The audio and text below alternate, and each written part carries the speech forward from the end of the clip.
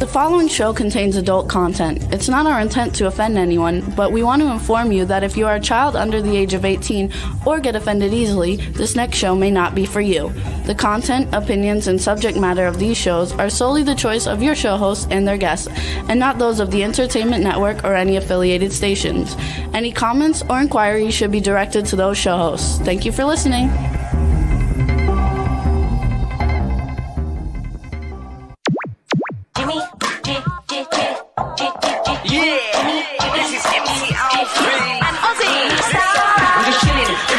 Sitting down and designing, where every man them are thinking, what are we gonna be wearing? Yo, I'm a Liverpool MC, you can't trust me. Big up the girls inside the party, let's get down to Crazy Jimmy. Big up myself and known as Alfie, the one and only, the Turkish MC. Always love the clothes of Jimmy. Bitch, I'm your wanna be, Jimmy Star, new celebrity. We'll take you out to Jimmy Stars. He'll trust Mute. There we go. What's up, everybody? Hello, and welcome to the Jimmy Star Show with Ron Russell, bringing you the good times in music, fashion, pop culture, and entertainment. We got a great show for you today with some really great talent. We're going to have Kelly Maroney, who's not only a scream queen, she starred in Fast Times at Ridgemont High and all other kinds of cool movies. And then we have Jon Stewart, who's become a musician, but he's one of the biggest stuntmen in the history of Hollywood. And they've even made a movie about his life. So it's going to be a lot of fun. We're going to have a great time. Before we get started, let's say hi to everybody, starting off with my cool, outrageous man about town co-host, Mr. Ron Russell. Hello. How are you today? Hi, everybody. How are you? Yes, it's gorgeous here in Palm Springs. Thank God the triple digits have gone away. This morning it was 69 degrees, and I was out. I went naked in the garden. It was so beautiful, and the breeze was blowing all over my body. It felt so wonderful instead of being fried to death. So I think the heat is gone until next summer. We hope. It was 60 when I got up at 6. Well, you know, the screwy part is Angie Baby said it was 92 in Colorado, and the next day it snowed. Then a friend of mine, I forgot his name, in Arizona, Facebooked me and said the same thing happened in Arizona. The triple digits went away and it cooled off. So now we don't understand what's going on. What I think is the ancient aliens are controlling our weather, because now they found out that the moon is rusting like metal rusts, and that the moon is hollow. And they are suspecting, the scientists, that the moon was man-made billions of years ago by an alien race of people. And they built it so that the earth could exist or something. I don't know. You know, I got a headache from all that stuff. Anyway, Angela said that the snow melted already. That's because Angela went out there topless. And she heated up the snow and made it into water. Anyway, Twism also told me in Canada it's cold. I saw a picture of him, and they all got winter coats on. Yeah, no, I understand it's cold all over. My friend in New York, she said she's going to get her last day out of the pool because the weather has changed so quickly. We don't understand what it is. They say global warming. What about now? It's global freezing. So who the hell knows what's going on? Anyway, for Dawn Hinton, is that her name? Yeah, she's in the chat room. Yes, she wanted to know what wristwatch I was going to wear today, because she comments on Facebook about all my wristwatches. Yes, I have well over 60 wristwatches that I share with Jimmy. We are collectors of wristwatches.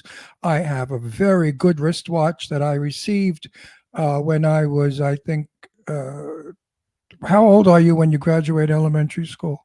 Oh, however like 12 or 10? 12 or 10. My parents bought me a Tiffany Tank gold watch that I still have. It's so old and fragile. I brought it to Tiffany to have it serviced, and they freaked out when they saw it. Worth quite a lot of money. And then I have 2 diamond wristwatches that I got over the years, a beautiful 1955 Hamilton diamond one, and then an exquisite 1960 diamond flat, when the wristwatches came out where they were like nickel flat. The wristwatch I have, would you hold my mic for me, my yes. dear? Okay, here we go. Mic for me. The wristwatch I have on today, hold the mic over here, not over there. Thank you. The wristwatch I have on today was given to me by Sherry Nelson, my beautiful Canadian friend, and she sent it as a gift. Watch. I slide the top of the watch off. Got to go up higher. There we go. See? And the thing that lit up that you see, that's for your cigarette. It's a cigarette lighter, except I don't smoke. And it could also be to light your joint. You know, if you're smoking pot and it goes out, you have a lighter on your wristwatch. What if you're camping? You could start a fire. Don't be smart. God forbid. Don't even. No, do I it. mean like a fire, Not like a. even. I don't even mean go- that kind of don't even- fire. Don't even say it. Anyway, see, then you close it, And it goes away. and it's a wristwatch. Isn't it beautiful? Yes. And it's embroidered. I mean, engraved on the She inside. wrote on the back. I will read the inscription.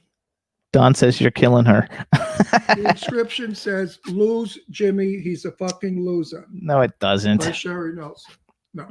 She said, "Ron Russell, love, Sherry Nelson." And Sherry's an angel, a sweetheart, and a very beautiful girl. And I'm so happy that she's got a talk show right now that she's hosting, and she's getting her career really going well. So thank you so much. Next week, I will wear a wristwatch that Eileen Shapiro gave me. Oh, I like that one. Yeah, her wristwatch is good. You press a button and her nipples light up. Yes. Anyway, we got a chat room full of people. What's up, chat room? Let's say hi. We've got Angela Joseph in the chat room. Hey, Angie, baby. She's in Colorado. Teresa Sabin's in the chat room from Florida. Anton Country Super from Australia. Don Hinton from California. Backpack John from the mountains someplace. Lady Lake Music. Cindy Lady Lake's also in Florida. Eileen Shapiro, I know, is listening. She couldn't get into the chat room because she doesn't know her password for her Google account. She can't get in because all the men are getting in. So she's busy. I don't know who else is in the chat room, but I know there's a lot of people. We want to thank everybody for tuning in. It's going to be a lot of fun. And I think you guys are going to like our guest today a lot. A lot. We better, because otherwise the show stinks. And last week's show, you guys, I want to thank everybody because it went really, really good. The show was great. We got a lot of plays, and we appreciate everybody tuning in and listening and sharing the show. Right. And our winter or fall lineup, I'm suspecting we're going to have, oh my God, my mind just went. My Sweetie Pie. We Are Family. Oh, Kathy Sledge. Oh, I love Kathy Sledge so much. And I want to do like a quadro screen. And I want to put all the people I love and adore. I want Cece Penningston to come on so she can have Finally. Then Kathy to come on with We Are Family. Then John James, not what's his name, the one from Crystal Blue Persuasion. Oh, Billy. Tommy James. Tommy James will come on with Crystal Blue Persuasion. And then I don't know who the fourth one would be, but wouldn't that be fabulous to have all four of them on our screen on our show? And that's what I'm going to work on with Jimmy. Kathy, I'm sure, is in, and definitely, Cece is, because she's a dear friend of ours. Which we want to wish her a happy birthday. Yesterday was her birthday. Happy birthday to you. Finally, I found someone. Happy birthday to you. Finally, I found someone. Happy birthday, dear Cece. Finally. Happy birthday to you. Absolutely. We also want to say I hi love to that girl, Kathy. Kathy Sledge is my dream girl. You know, that song, We Are Family, means so much to me, because when the gay people were being crucified by the police and by the government, and everybody was hating us and saying we were degenerate and mentally ill and we should be destroyed or put on an island, We Are Family came out. And the words meant so much to us because all the gay people got together. We began singing, "We are family, all my sisters and my brothers and me." It's a wonderful lyric, and I love the lyric, and I love Kathy for it. Also, Crystal Blue Persuasion, as I put on my Facebook, the lyrics are wonderful. A new day is dawning. People are learning. I mean, it's really just ahead of its time music. And finally, also is wonderful because it's finally I found someone to love me. And that's what everybody was looking for, to be loved. So now we just have to find a fourth. Who would we put on for the fourth? that's not the actual lyric. No, I made it up. Fuck you. Don't correct me. Why do you correct me on the air? That's my lyric. I always sing it. Even and you know Finally, what? it is happening. No. Me. But Cece said to me, Ron, your lyric is better than mine. She said, sing it again. I said, finally, I found love. Someone to love me. Someone to love me. Sing. And Cece said, that lyric is better. She liked that better. So there you go, Jimmy Big Mouth Star Corrector. So we want to say hi. Dave Hughes has joined us in the chat room. Skylar Dunigan has joined us in the chat room. It's going to be a lot of fun. Who have we got today for Dave? Well, Kelly Maroney's gorgeous and she's like extremely well known, and she's here now, so we're gonna like let her in. Okay, Dave, strap it down, baby, and relax. You know, so you guys, our first guest of the day, Kelly Maroney. You can follow her on Twitter. It's at KELLIMARONEY. Yeah. And we'll see if we can hear her. Hello, hey! Hey, how are you guys? We're so Good. good. How are you? I'm good. Thanks for having me. Yay. So here's the whole thing, you guys. I've been trying to get Kelly on the show forever. She didn't like doing Skype, which actually looks much better on StreamYard. You look so good. You should. Oh, thank you. I'm So do serious. you guys. So do you Wait. guys. Well, when you play it back, you're gonna freak out when you see How good you it look. looks. And you were so Wow. frightened. She contacted me and said, finally, I'll do it because it's the only way you can do interviews anymore now because of the Corona thing. And I was like, you're so gorgeous. You're going to No, look fabulous. The So lighting. I had to learn how to do it. I had no idea how to do it. Yeah, well, you And then learned the well. ones- because The ones that I saw, I thought, gosh, this looks terrible. I know you're going to Oh. love the way this looks. You're going to like love it. Your lighting is perfect. Your lipstick looks great, and your hair color has depth to it. And the chat room's all talking about So you. you really did a good job on transmitting a nice picture for us. A lot of our Thank you. stars come on, they come on in the dark, and I go crazy. You know, they have a light bulb somewhere. They look like Dracula. And I Oh. told them, can't you do better lighting? You know, only 4.5 million people are watching right now all over the world. You give a shit? I mean, do you care what you look like? I mean, some of them really make me sick, and my audience out there knows who they are because I tell them, you look like you're dead. Lighten up. This is a TV show. This is not a séance. So anyway, hold on. First, we have to introduce you. So I have it for the TV clips. But before we do that, we want to wish you a happy engagement anniversary. Yeah, it was yesterday, right? That you got Yes, it engaged was. 5 years ago. 5 years What? ago. I was And your surprised. husband is a dream. He's like fabulous. Yeah, no, he's Thank not. you. He's not Yes, he fabulous is. at all. Oh, No, he's not. 5 years you're engaged and he didn't marry No, you? no, that Oh, was we it was got married a year later. Oh, that was her engagement anniversary, and now she got I married. thought she was waiting 5 years for him. I was going to Oh. say, oh, honey, lose him. Lose him fast. A girl like you can get them like hotcakes. You don't need to sit around 5 years waiting for some dumbbell to think if he wants to marry you. Yeah, 5 years would be a long time, but that's not what it was. Now, question is, would you have waited 5 years for him? I don't. No, you wouldn't. You're too pretty. I You would- no. I would have thought. Oh no, because I thought this is the guy right away. But I would have thought in 5 years that there was going to be an issue with, with him committing, and I would have been concerned about that. Also, if somebody wants to marry you, they will, and if they don't, what are you hanging around for? Because they're not going to change their mind because you're so nice to them and stuff. You're right. I No, would- you're right. I would have. What a beautiful Wait, smile. I would have told you he's probably gay and trying to make up his mind. So dump him. But anyway, you got him. And what's he like? Oh, and his name's Daniel, right? Daniel, right? Daniel. Dan, yeah, And what does he do? What does he look like? Is he cute Yeah, he's cute. very handsome. Yes, and sexy looking very Yeah, sexy. and hot looking? Yeah, what do you think, Jimmy? Yeah, he's hot. I've never Yeah, seen him. I don't he's know hot. who he is. Actually, you've met him. I think. met him where? I think you've met him at one of the premieres. Oh, She he's the said, no, he's never been to a premiere? No, I was with Corpsey Ryan. Oh, that wasn't him, though. That Oh, wasn't I That thought- wasn't him. I We went thought Corpsey, I but that thought- was not my husband. Now, what is your Wait, husband? we got to introduce her Shut now the before we fuck do up all for this a minute. talking. Now, what does your husband do for a living? He's in marketing. He's been he's been a nightclub entertainer, a magician since he was about 5 years old. He doesn't perform anymore, but that's where he proposed to me at the Magic Castle because he did a lot of their writing for their magazine and all this Oh, I other love- stuff. I love And- that place. I Yeah, love the well, you Magic have to Castle. come as soon as they open back up again. You guys will have to come. Well, I was there 30 years ago or 40 years ago when it was really a private club. I used to go with Mr. Blackwell, the 10 Worst Dressed List guy. Mhm. And And it was wonderful. You know, the little room downstairs is so spooky when you go down the steps, and I love that intimacy. And the food is not bad. Upstairs is the dining room, and downstairs is the Houdini room, I think. Is that what it was? Downstairs, yes. Well, they have the close-up gallery, the parlor of prestidigitation, the main show, and then downstairs they have. It used to be called well, now it's called the museum, and the Hat and Hair, which is a bar.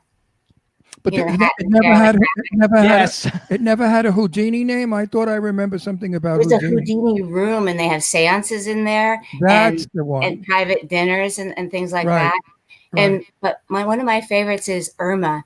There's a ghost in the lobby, and she plays piano. Right. It's a wonder, and it's so spooky looking. The castle up on a hill. It's on Fountain, right? It's on Franklin and Franklin. Highland and Orange, I think. Right. It's on Franklin, not Fountain. Yeah. You gotta like Fountain's love it. down All right, in so now let me Hollywood. do an intro. No, wait a minute. I want to talk more to her. No, we're gonna Wait a talk. I gotta second. do an I have to ask her a intro. question. Okay. So Does we- your we does your were- husband wait, does your husband buy you jewelry?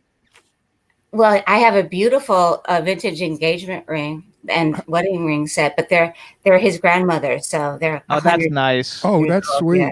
That's sweet. They're beautiful. And he said to me at the time, he said, "Is this what you like, or would you prefer that we did something more modern with it?" I said, "Don't touch it. It's perfect. I love vintage." No, I would have said this is nice for formal, but I'd like something from Tiffany around 4 carat for every day. I think that's what his grandmother said to his grandfather, but I didn't say that. All right, hold on. I gotta do an intro. Go. All right, Jimmy, everybody. go. Now we want to welcome to the Jimmy Star Show with Ron Russell, the incredibly gorgeous and talented Kelly Maroney. Hello and welcome to the show. Thank you. Thanks for having me.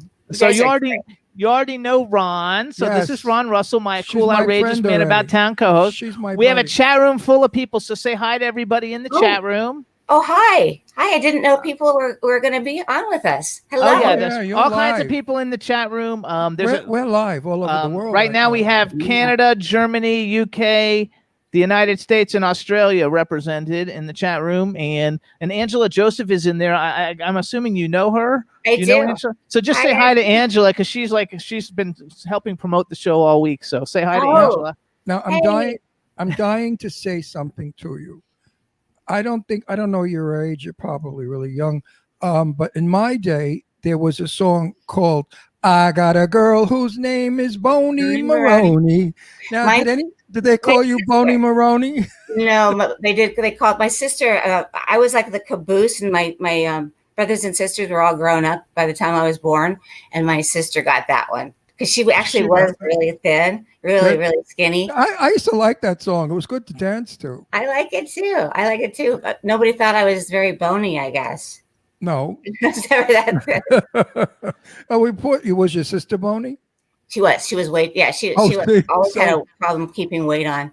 The poor And- thing. Yeah, and so she didn't love it too much, but No. we thought Well- the rest of us thought it was great. Well, you know what? It gave us some publicity. I got a gal named Boney Maroney. I don't know. I have any It- idea it what was- that It was is. a song from Yeah. it was a song from the late Mm-hmm. 1950s, when I was a teenage boy. Ron's 80, by the way. Sometime every week. No, You love to blow that. that doesn't out make your any ass. difference. It's public No, knowledge, And Jimmy's 55 and looks older than me. So there you go. and I we're mean, married. You know what I mean? It's really terrible. He keeps telling people my age. They think he married me for my money. I don't have any money. I married him for his money. Does he have any? I met Neither these one of us guys. do. I started to meet these guys, and I just enjoyed their company so much, doing different red carpets and premieres and things like that. And I just felt the minute that I met you guys that I'd known you all my life, and so And we Um, have known you all our lives Yeah. because we watched you in every. I have especially because one thing I think is so great about your career, although you're like very well known for horror, you've got such a wide variety, and you're not just pigeonholed and No. just horror. And everybody keeps writing my favorite cheerleader in the chat room, so everybody like loves you. But let me give some bragging for anybody who Wait doesn't a know minute. who. Wasn't she in that awful film where the film was good, but the chopping. Remember the woman? Yes. She looked like a dyke and like she was like a policeman or something, and she used to beat the women up. I have no idea what The you're woman, talking she was about. an ugly actress, very ugly old actress, and she looked like We'll talk about the film she's been in, and It's then your. maybe- It's the film she was in. She was beating you up a lot. Nah. Oh, Sharon Farrell. She played my mom in Night of the Comet. She is the person who punched me out. Yeah, I Yes. remember you Her getting. too. I Sorry. remember you getting beat up a lot. So we should talk real quick. Let me first of all, for anybody who doesn't know who Kelly is, some of the things that you have seen her in. I didn't write everything down. And by the way, you're the first guest we've ever had on who was on Family Feud. Were you a contestant on Family Feud? ABC did Celebrity Week for Sweeps Week, which, if you don't know what that is, it's when they try to the networks ratings. compete to see who can get the biggest ratings. And so for ABC, they had Saints versus the Sinners, and my character was horrible. And so I was one of the sinners.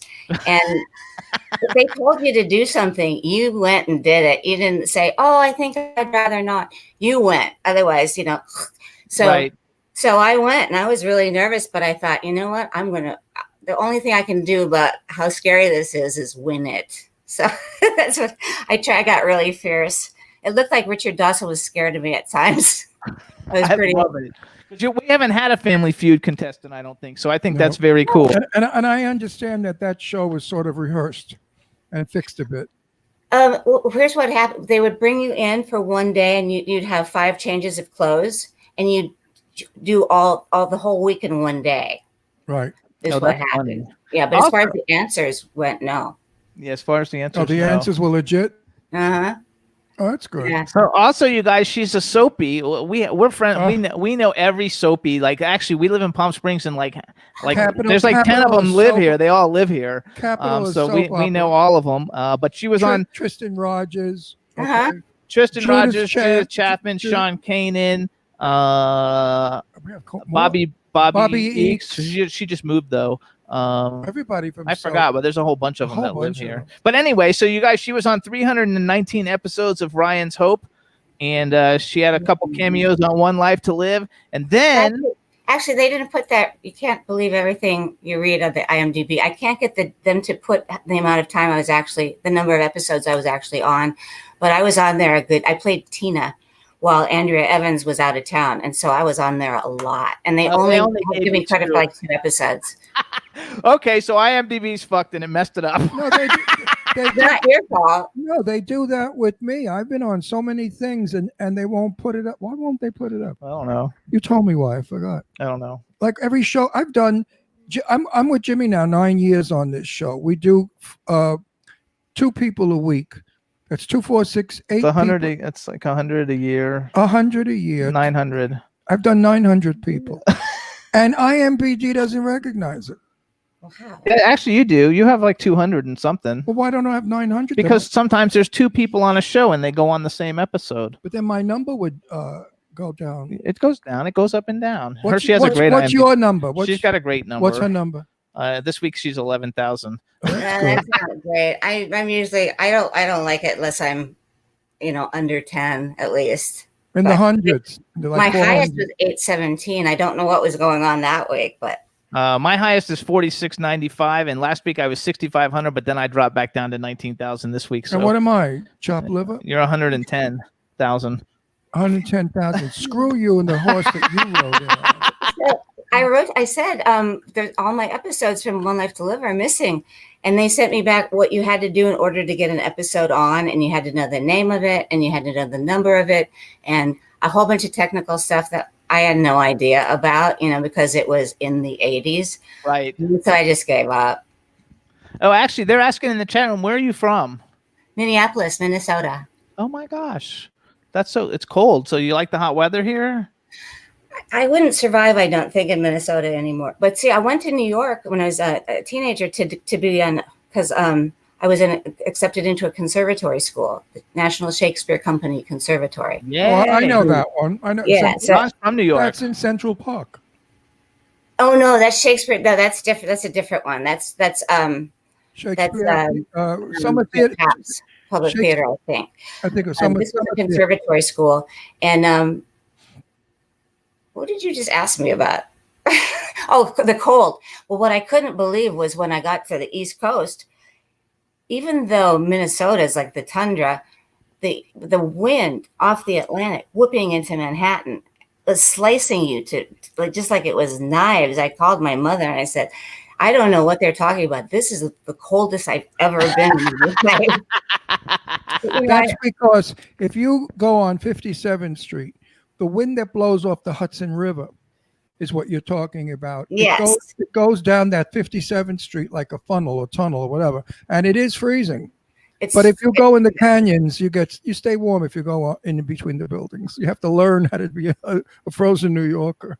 Well, I was the Upper West Side girl, but originally I was in Hell's Kitchen, and that's where that's where the studios were where we shot Ryan's Hope. That's And right. so, yeah, the wind coming right up. My mother was born and raised in Hell's Kitchen. So hold on. So some of the, I mean, for me, you have, because you've been in a million things. I made a little list of some of your TV guest appearances and some of the stuff that you've been in. But for me, like your three most iconic that like everybody like knows you from are Fast Times at Ridgemont High. Everybody, like one of the biggest cult things, because I'm a child of the '80s, you know, so that's like my thing. I graduated high school in '82. And Night of the Comet, which is like the comedy comedy sci-fi horror type movie, and then you got Chopping Mall, which actually we've had Angus Scrimm, Barbara Crampton, and Dick Miller all have been on the show at different times, and so so those to me are like your three most iconic, probably that people would know you from, although you've been in a million things. Is that about true? That is actually dead right, because somebody once called it my mall trilogy. For some reason, I just ended up at that particular time where every time I turned around, I was in a mall. You know, it wasn't intentional. I mean, you couldn't have planned that better if that's what you wanted to do, if you tried, but that's what happened. And sure enough, yeah, that is my mall trilogy, and that's what people know me from. And Now, so I've never been in the mall, but I've been in cabins. And if I work one more film in a cabin, I'm going to scream. Really, all my films I've been malls would be better. And yeah, at least the mall. Yeah, let's claustrophobic. Yeah, but cabins, everybody gets killed in a cabin. So do you have any like cool, unusual, first of all, how was it? Because kind of like those are the films that put you on the map. I don't know if they were your first films, but those are kind of films that are like, oh my God, because they were such huge successes and they're such cult favorites. Even now, like, you know, like everybody knows what they are. Anybody who loves horror movies knows Night of the Comet and Chopping Mall. Like, doesn't make any difference. Yeah, but I'm sure that she's got several kinds of audiences. She's got the horror genre, and then she's got the soap opera people. So she must have tons of admirers in so many areas. Fast Times at Ridgemont High probably has its own fans just by itself that are just on their own. Because it's more of a comedy. Yeah, it's more mainline. It's not a horror film. But it is funny that I do, and they don't know about my other stuff. So they'll say, you were on a soap opera? When? And you do horror movies? You got to be kidding. When? But they don't even know about my other stuff. So it is kind of strange. It's kind of cool. But the people who watch soaps know you. So you have a big audience there. It's like a lot of people say to me, you're the guy on the run with Jimmy Star on that show? I say, yeah. They say, oh, I just thought you were an actor. I said, well, what do you think I do on this show? But anyway, you know, you get known by different groups of people. Mm-hmm. We have people that know us from this show, and then I have people that know me from films.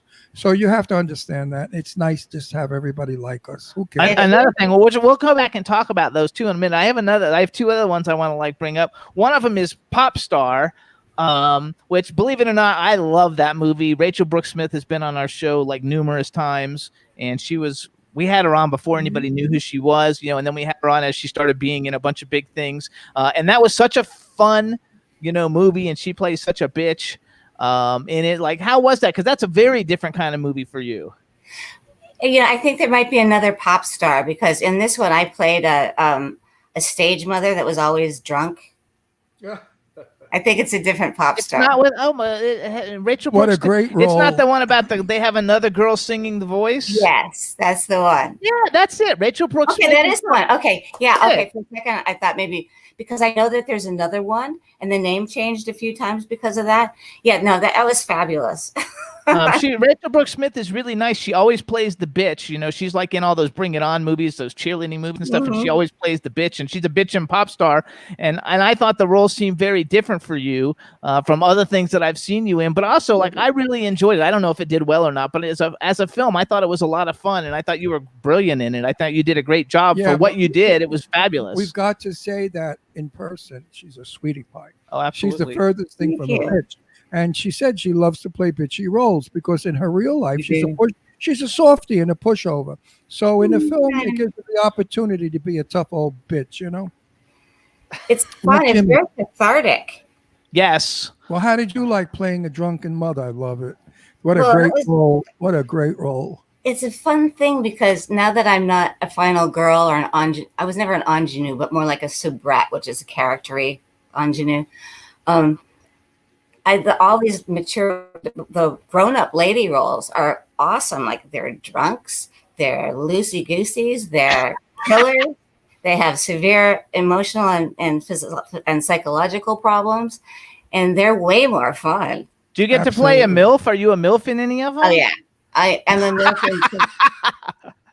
Of course, I'd be offended if I was not cast as. I know. I think Wait, that's you have to tell our audience, especially our European audience, what a MILF is. Do you know what it is? No. A MILF is a mom I'd love to fuck. I don't know if you can say that or not. Okay. Yes. I shouldn't have asked. But anyway, everybody, all you Europeans, now you know where Jimmy comes from. But I would love to play a drunk. I always play a mafia killer or a wise guy. But you could play a DILF. A what? What's a VILF? No, a DILF. What's a DILF? A dad I'd love to Dad. fuck. I'm not doing daddy porn this week. I'm doing legit. But seriously, I think that, Lorene Landon. Do you know Lorene Landon? Yes. Lorene's my darling's best friend, sweetheart. We just finished a movie together. Clown Fear.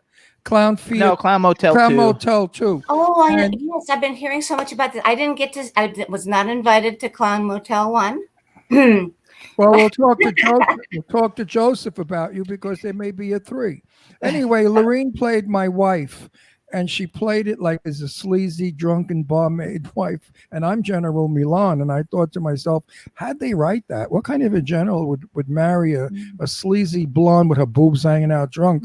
And Lorene played it so well. I mean, she just got into the role, and I think I can't wait to see not the Rushes. We don't have them anymore, but I can't wait to see whatever the hell they send us. Actually, we should ask her about that. What? About the Rushes in a minute. We'll go back They to don't that. have Rushes anymore. That's from my day. I know, but she's been acting for a pretty long time. Yeah, well, then I don't think she was around in the days of the Rushes. The Rushes were like when I did a movie. I forgot what I did, and I was at Universal, and we went into a private studio, and they ran the shoot of the day, or the yesterday actually.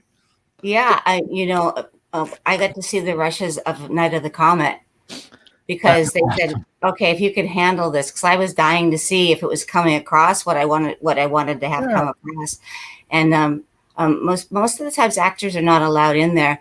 So they still had them at that point, and that would have been like 83 or something. They don't have it anymore. And it's I remember. I'm sorry. We don't get a chance to see if we're doing it, what we want to do, how it looks, or how we can do it better. Well, sometimes then I remember in the late 90s when Avid came in, and that was the holy grail. And they'd let you back there and you could kind of see what it was. And nowadays they will show you, and they'll say, if they think you're going to like it, they'll say, Kelly, come here, or they'll take a still so that you can see what it's going to look like. Yeah, you have to look in the camera. If you're lucky enough to get there, because they do a film in a minute and a half. Yeah, they sure do. Years ago, it was 3 months to shoot a movie. Today, it's 10 days.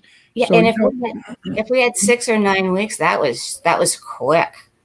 Yeah, isn't that so? How do you feel like? How do you see that? Because you're in a lot of movies now that do like the 10-day, 2-week thing. Like how is it different for you? Like how is the difference? I mean, I know it's way different. But like for you being able, because most people that are in a lot of films and all these films now, that's all they know is the 10-day shoot. They haven't had a long enough career to know when you used to actually like make a movie and do rehearsals and all those kinds of things that don't get happened anymore. So how is that difference for you? It's I was very well served by my time on the soap because you show up You shoot Yeah. it. You do one for safety, and you're moving on. And so you better be prepared and be ready for whatever they need to do at the last minute. Like my worst nightmare is you come for, prepared for certain scenes, and then they say, oh, it's raining. That 4-page monologue that you have where nobody else is talking but you? Let's do that instead. And you thought they were going to shoot it at the end of the movie. So you better know it. It keeps you on your toes. What can you do? That's good though, but the soap opera experience really did help you a lot then. My favorite story from Tristan Rogers is he goes to work. I forgot who does he play? Scorpio on General Hospital. And he had a 42-page script For the day. of the day, and they handed it to him, and they said, oh, and by the way, we changed this, and this. And then they said, okay, camera, go. And Tristan dropped dead, but for some miracle, he could remember a 42-page script. I would drop dead if I gave it to me. Well, the mind is a muscle. And so when you're on a soap, you get to the point where you can look at it and know what it is. But just day in and day out, like if somebody asked me to do that right now, because I haven't been on a soap in quite some time, I wouldn't be able to do it. But at the time I could, because I love that. When you're working out all the time, your muscles are really strong. It's the same thing. You just got to memorize and then they also have teleprompters, which they probably thought, oh, he'll read the teleprompter, it'll be fine. But I have astigmatism, and here's me reading the teleprompter.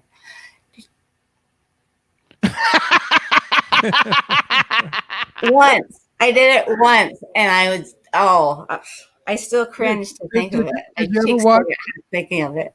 Did you ever watch The Golden Girls when the one that plays the mother is reading the teleprompters on the floor?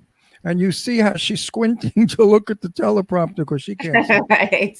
I don't use a teleprompter or cue cards. I use an earpiece. Oh, I've never tried an earpiece, but it's wonderful. I had a pretty big scene in Clown, and I was at a pool table, and I was delivering this big, and it was all military language that I have no idea what the hell it means. And I had difficulty with the script. So Jimmy went outside, and he read me my lines. And after I finished, guess what? They applauded. And they said, Ron, that was beautiful. What a great scene. I thought, holy shit, I'm never getting rid of this earplug. Or this guy, for that matter. Absolutely. It was so easy because the words were coming to me and I was able to emote, do what I was supposed to be very authoritative and encouraging and blah, blah, blah. And sometimes when you don't know your lines, you're so busy trying to remember your lines, you forget your acting. Yeah, and it makes you not come across as confident. If you got to be a general or a ball or some kind, you have to come across really confident, right. And you can't do that if you're worried about your lines. You can't. Well, Robert De Niro uses an earpiece. So does Eric Roberts. Johnny Depp, a whole bunch Johnny of them. Depp does it. Johnny Depp remembers lines. He just doesn't like learning them, so he makes it in his contract. I use an earpiece. Read me my lines. I can't be. He hates learning lines. So any movie you see Johnny Depp in, he's being fed those lines. Yeah. Well, the thing with actors is that sometimes you feel like if you memorize it a certain way, then you're more worried about saying it the way you memorized it unconsciously than being in the moment with the other actor, because that character doesn't know what they're about to say. Exactly. And so that's probably why. I've not used one of those, but it's wonderful. Trust me. Be interested in looking. It's such a wonderful relief feeling of tension. You have no tension at all. You just feel so like your brain is functioning, especially when you're in the script and you learn it to the letter. Like I did a film for Lionsgate, and we weren't allowed to ad lib. They told us it has to be letter perfect. And then before we shot it, they said, "Oh, here's the new script." I said, "Hello." At that time I was 79. I said, I'm 79 years old. You don't throw new scripts at a 79-year-old actor. And guess what? When we shot it, I used the original script because that's all I knew. Did they notice? They were okay. Well, you know what? I was able to change a few things. Like I told the director, I said, I'm supposed to be a tough guy from Brooklyn, and I'm referring to a restaurant. And I'm not going to refer to it as a restaurant because coming from Brooklyn, no one ever did. It was called a joint. I was going to say it's a joint. Yeah. Yeah, You're gonna She eat- knew. you- She I knew. know You're that. gonna eat at a joint. My director came over. He said, "Nobody knows that word. That's an old word." I said, "No, it's not. Everybody Not knows in New joint." York, it's not. Yeah. Yeah, I mean, So anyway, I did joint, and after they liked it, they said, "Yeah, it's better." You can't play. If did you ever see bad New York actors who act? They people who want to act like a New Yorker, and they Yes. do this dumb, like what's his name, who's terrible at it. We're not going to mention him. Yeah, DiCaprio's Coppolo's nephew, I don't know who you're talking the about. actor that gets 18. Oh, Nicolas Cage. Nicolas Cage gets paid more money than anybody on the planet. And Nicolas Cage once did a New York accent that I was laughing my ass off because it was so bad. It was so stereotypical, like gems, cheese, and toes. We don't. Oh, what movie? I don't remember him doing one of those. Yes, he did in one of the movies, and I forgot what movie it was. It was a while ago, and he had this rough. Hey. Saw a dog. He had this rough, tough New York accent. Learn it well. It's like Southern accents. I can't do a good Southern accent because Astro, shut up. When I do a Southern accent, it comes out like a Yiddish accent. When I was in school, the first time I learned a Southern accent, it came out British. Okay, so there you go. But Well, you know why? Because when we settled the South, we were British, and it's so bloody hot down there that their speech slowed, and so it went from being a very upper class British accent to what we know now, to a real Scarlett O'Hara.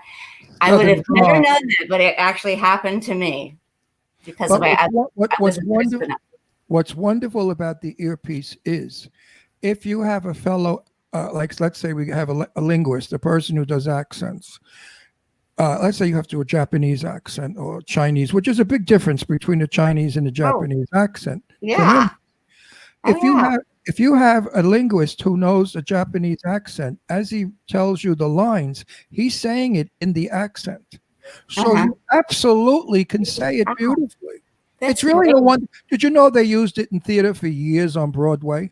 I did know that because a couple of older actors have told me, I've been wearing the earpiece forever and I love it. I wish I'd, so I did know that because you can't. My buddy Jane Russell, who was my dearest and best friend in the world, we hung out together. And Jane said to me when she was in company on Broadway, she had a piece because Jane hadn't any memory. I used to say to her, Jane, I could get you in a lot of movies. So many friends of mine would kill for you. She'd say, leave me alone. I can't remember my lines, Ron.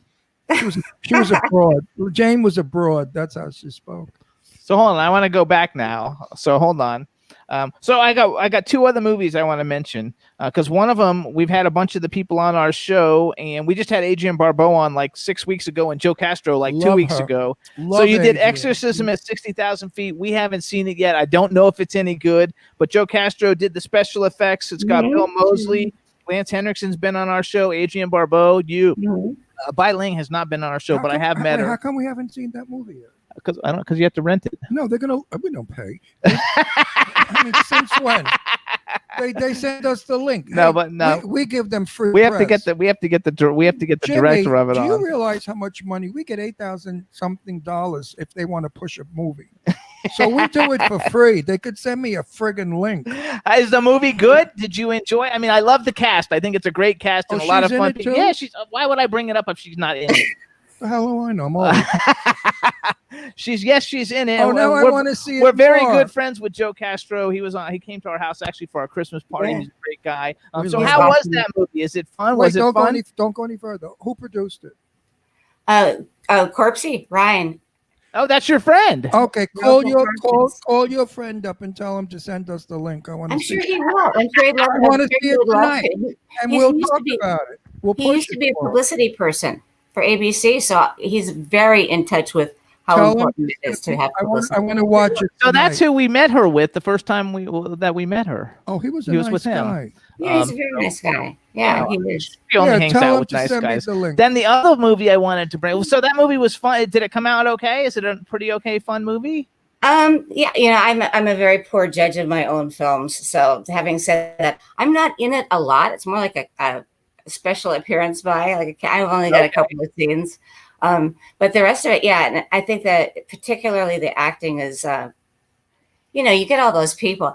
When I used to do interviews for it before it came out, one thing I would say is if you see all these people, Adrian, me, Bill Moseley, Lance Henriksen, if you see us all get on a plane, don't get on that plane unless you find out we're going to a convention, because it's us. What do you think's going to happen?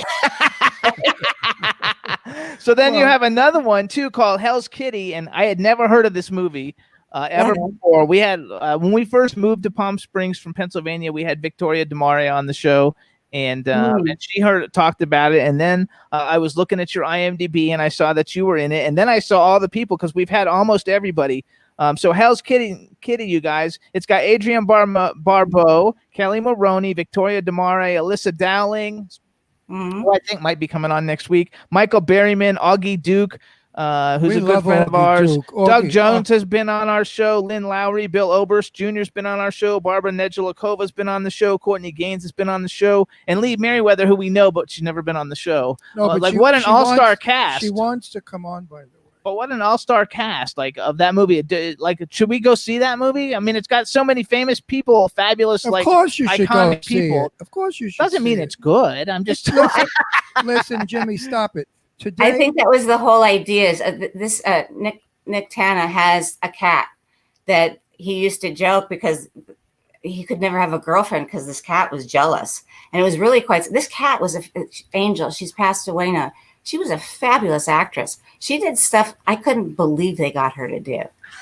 And it's a cat. It's not even like a dog that you can train. You can't train a cat. She had star quality. And so his idea was to bring all the horror icons that he knew. And it was a web series. And there was a little difficulty because we didn't sign up to do a movie. We signed up to do a web series. And so then now what I understand now is that it's become a musical, which I'd love to see it as a musical. I bet that's hilarious. Oh, absolutely. It's a little bit campy, obviously, But it's actually a real cat. It's about a real cat. Oh my gosh. But they shot a real cat. Her name was Angel. She was phenomenal. And I saw them shoot stuff with her. And I thought, oh, they're just going to fake it because she's a cat. No, she came in and she would come in when she was supposed to. And her responses were, and then they'd make her eyes glow red. The joke is that every time he brings a woman in, that he's trying to date, she kills them. And she brings in all these paranormal people. Lynn Lowry and I play sisters who are gypsies. I love it. And he hires about the movie that you all think may not be good. Let me say something. With what is going on right now in the world, with this anger, hatred, explosions, killing, bad-mouthing, nasty crap, we need fantasy. Yes. And this movie sounds like fantasy. So when you see it, it takes you away for an hour, 5 or 6 or 8, into a beautiful place, and your brain gets a rest. So everyone out there, please rent this film, go see this film. It'll relax you. It'll make you be happy. Even if the film is not Gone with the Wind, it's okay. It's going to take. Most of them are not going to be Gone with the Wind, Right? She said most of them are not going to be Gone with the Wind. I love that. So here's some of my That's what I love about you'll watch a bad horror movie just for the fun of it. You won't necessarily watch a bad period, historical period drama if it's bad, but you'll watch a bad horror movie. That's what I love about horror. That's what I love too. Every horror movie I'm in, I think stinks. And then it gets the best reviews and it sells like crazy. So my taste in horror movies is very sophisticated. I go back to like Night of the Living Dead, the original one, and I go back to Killers from Outer Space and stuff like that. He likes Killer Clowns from Outer Space. I love that movie. And Killer Tomatoes and all that stupid jazz because it was fun. It was camp. Used to giggle from it. Mm-hmm. And that's what we need today. We need to giggle a little more. Well, I agree. And who knew that in 2020 I'd be sitting here talking about some of those films? I mean, it's crazy. Do you have a favorite? They're classic. Do you have a favorite of one of all your films? Like, what do you have one that's your like favorite that you had the most fun on, or you've seen the most benefit from, or you pretty much have pretty much enjoyed everything because you've had such an evolutionary career that keeps evolving? I love them all for different reasons. I just when I'm working on one for sure, that's the only part in the whole world for me. And everything is just different facets of somebody let me pretend to be that person. So I would think probably people know me the most from Night of the Comet. And it was on that movie that I met my coach, Roy London, who's been passed away for decades now. I've never met anybody like him since. And if not, and also I'm very fortunate. I usually make a best friend forever on each of my movies. Oh, that's fabulous. And that's the best part of it. That I like. Me too. I love Augie Duke. I mean, Augie's fabulous. We were on a film together called Clown Fear, and I spent some time in her trailer with 6 other girls, and all they talked about was who they banged in Hollywood and who had small penises and who had big penises and who was good and who was bad. I've been in those trailers too. I walked out of there with such an education, and I thought to myself, good thing you're gay. Could you imagine having sex with one of these girls? It would be all over the lot. It would be in everybody's trailer. Oh, shit. Hold on. We have to go back because in the chat room, they're talking about that you have your own action figure for Night of the Comet. You're kidding. And for Chopping Mall. And for Chopping Mall. Wow. Where do we get where would we find them? Where could we? We haven't figured out an efficient way of manufacturing them so that they wouldn't. I mean, they're going to be so expensive if they make them because there's no. So, if we had a bulk order, then they would be. I could pass them on at some sort of a reasonable cost to other people. But they've been made. I've had several prototypes made, and they're all great in their own different way. That is so cool. I love that. Do a pre-order. Everybody out there who wants this doll, contact. We don't call them dolls. Well, I call them dolls. Contact Action Figure. Contact Kelly. And say you want an action. We should put one together. Shut up, Jimmy. I'm doing a commercial. And contact Kelly and tell her you want one of her action figures. And when the number goes up to 10,000, then she'll manufacture and you send money and you'll get it. Actually, we need to get a Funko Pop of you too, though. Like I collect the Funko Pops from everybody who's been on the show. I have like hundreds of them, so we need to get you your own Funko Pop. Did you know somebody's making dolls out of us? Yeah. And I don't like the idea because enemies will stick pins in my doll. It's definitely a voodoo thing. It's Really? I mean, I don't need them sticking pins in my eyes and brains. I have a crochet doll of me as Allison in Chopping Mall, and it could very easily be used as a voodoo doll. We're of that bent. Yeah. So here's a question. I think this woman's making puppets out of us. Is that what it is? I don't know what it is. I forgot what it was. She contacted us and it went nowhere. But anyway. I want to know, okay, so because you've had such a cool career, if you had a bucket list, wait, before the bucket list, somebody just asked me to ask her a question. They want to know, how did you meet your guy? Oh, well, this is a funny thing. I'd been getting over a breakup that really, really got me. And so it had been a couple of years, and I thought, because I couldn't get over it. I just didn't ever feel like dating anyone ever again. But I thought, this is getting weird. And so I put myself on an internet, which one was it? On an internet dating thing. And I took and what happens with women is that you put yourself on and you go, oh, brother, and you go to bed. And in the morning, your inbox is full of stuff, right? And so, but the thing is that somebody had written me immediately and said, isn't this Kelly Maroney, the actress? And so I got creeped out because for some reason I thought I was going to be able to do this incognito. Which is stupid on my part.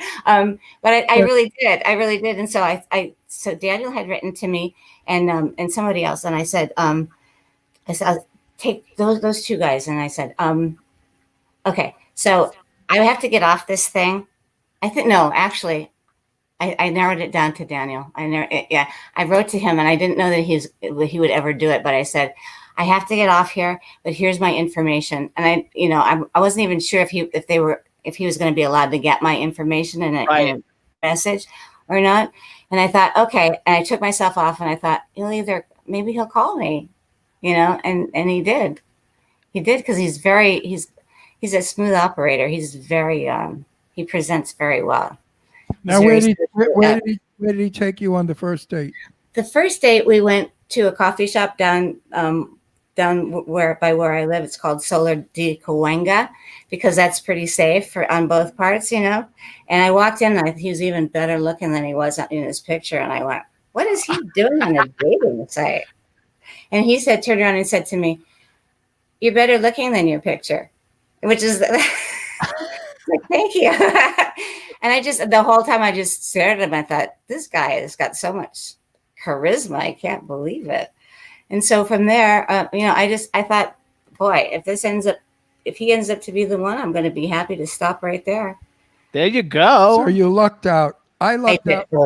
I lucked out when I met Jimmy too. I was in a 46-year relationship that ended due to pancreatic cancer, and I was heartbroken for 2 years. And I met Sal when I was 19. We grew up together, and I never dreamed I could ever love anybody again. And then 3 years later, I met Jimmy, and it happened. So for everyone out there, don't think it's over. Don't give up. Don't give up. Don't give up because it continues again. Remember, the love you have in your heart goes out to different people. It's the same love. You don't love somebody because of in a special way, I'm trying to say.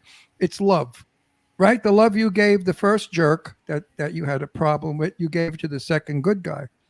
And he appreciated it. So share that love in your heart. Give that love in your heart. Whatever relationship you have that doesn't work out, it just brings you closer to the one that is going to work out. And you're going to be so much more equipped because you've you've figured out how to do it if we always wonder what would have happened if we met when we were 21, right. We would have blown it because we didn't know what Now, Kelly, honestly, answer this question. If you're not going to answer it honestly, I'm not talking to you anymore. I'll be mad at you. Honestly, do you look back at the jerk and say, thank God I didn't marry him? Several of them. Several. I've had a few of those too, where I look back and I said, boy, wow. Oh boy, would I have been in a mess if I married that moron. And my friends too, I think, I remember that they felt so horrible at the time. And you just look and you go, dodged a bullet. Absolutely. Well, you got a good one, and you're a sweetie pie, and good finds good. It may take some time. You may have to weed the garden, but I believe that good finds good. I do too. And when you're ready too, and you might not even know you're ready because you're just busy doing your thing, but somehow the universe goes, all right, you're ready. It's timing. It's got to be divine timing because things work out so weird. It can't be an accident. I met Jimmy in the mall. He looked like a rock star, ripped dungarees, earrings, long hair. He looked like a bad person. And I would never go out. I go out with Ralph Lauren looking guys, slick New York looking Sharpies. And this one looked like a ragamuffin, like I should give him $2 to go get a coffee or something. And I would never, ever be with a person like him. Anyway, long story short, we did a thing together, and he was in a blue suede suit with a white shirt and a tie and his haircut, no earrings. I took one look at him. I said, now we're cooking, Buster. Now we're talking. Okay. Oh, yeah. Meg's in the chat room. She says, best movie you ever made. My hey, Meg. sweetheart, I love you, Meg. I called you before, honey. You weren't home. I know you were out shopping. I couldn't call you back because we were going into airtime. And everybody's talking about how that they're so happy for you and Daniel and your relationship and that it's going well. Everybody let me finish my message to Meg. Meg, I'll call you a little later. I have a few things to do after the show, but I will call you, honey. Anyway, so I want to go back. Here's my thing that I like to ask actresses and actors. So you've had like this great career, bucket list. Who's like a male and female star that you have not had an opportunity to work with that you'd be like, oh my God, I'd love to work with them. And number two, if you could have been in any movie that's ever been made in history, what movie would you have liked to have been in? Oh, wow. Those are great questions. I would like to have played every part that Bette Davis ever played. There you go. That's Ron. Ron knew her. I knew Betty. Oh my gosh. I just admire her so much. And of course, when I was a kid, I adored Gone with the Wind. I think I must have read the book 13 times in a row. But I was not right for any of those parts. Maybe Melanie, if you like, drag me Yeah, down. but you know what? Let me give you a little quickie on Betty Davis. Yeah. I grew up with Betty Davis, now Voyager, playing sophisticated, elegant, wealthy women. She was always beautifully spoken, down to the letter. Mm-hmm.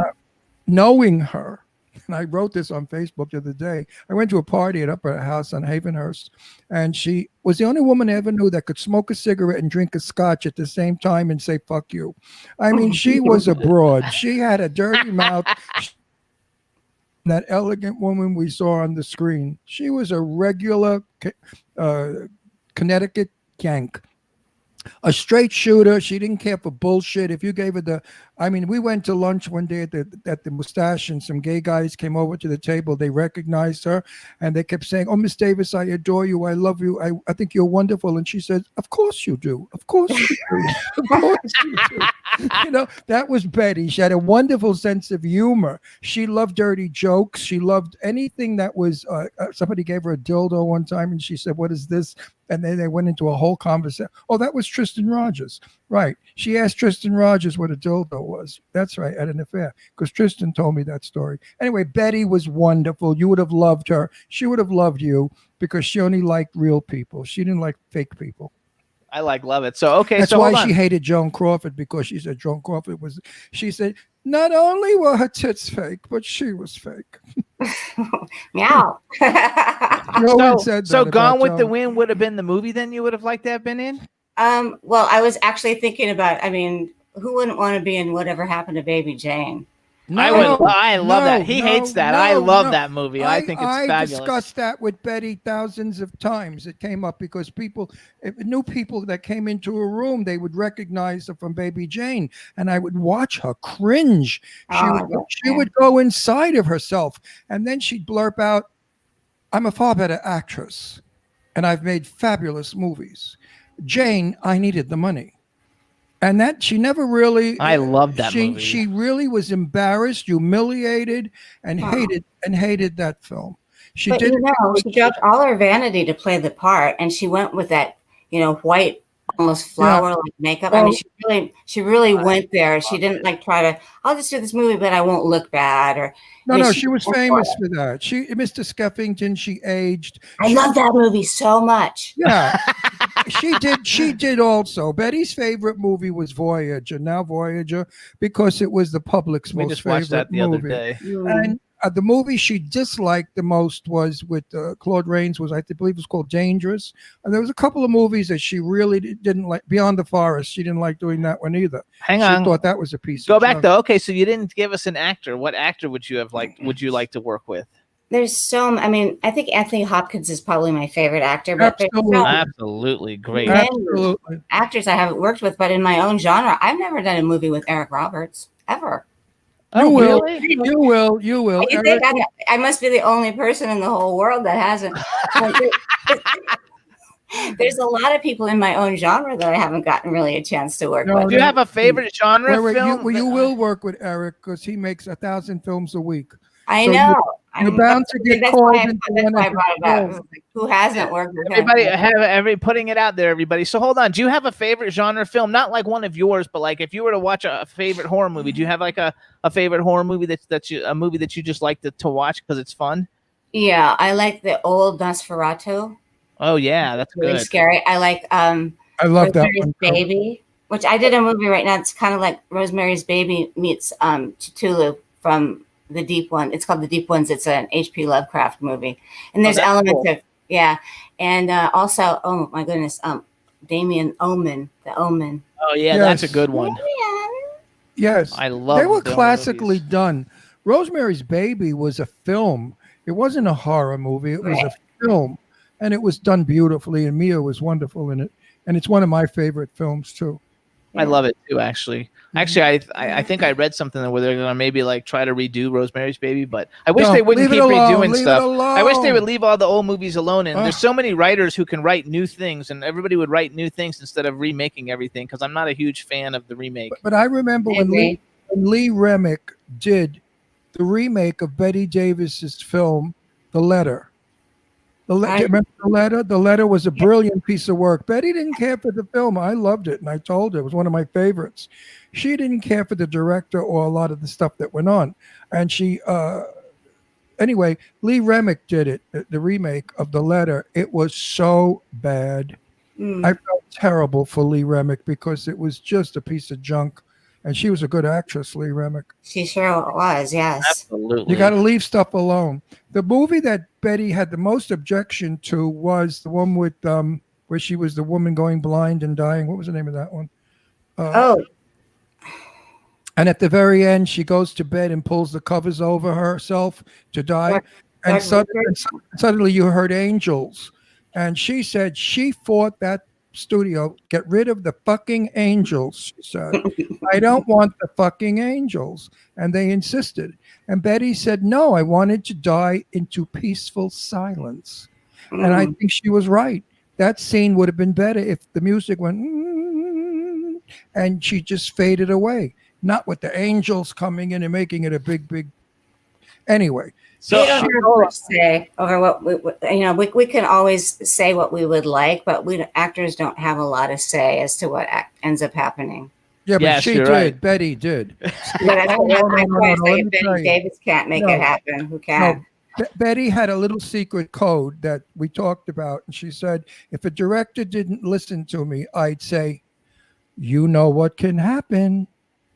And then she'd walk away. And the director would say, okay, Miss Davis, we'll do it your way. You know what could happen means, That's power. No, you know what can happen means, I don't feel well. I think I'll be sick for a couple of weeks. Which they used to do. Those people used to do that. They did They that. had to They fight threatened- contracts and stuff. Would you ever threaten a studio if they didn't do it? If they made a jerk of you, would you allow it? I don't know that there's a lot I could do about it, honestly. Would you walk off the set?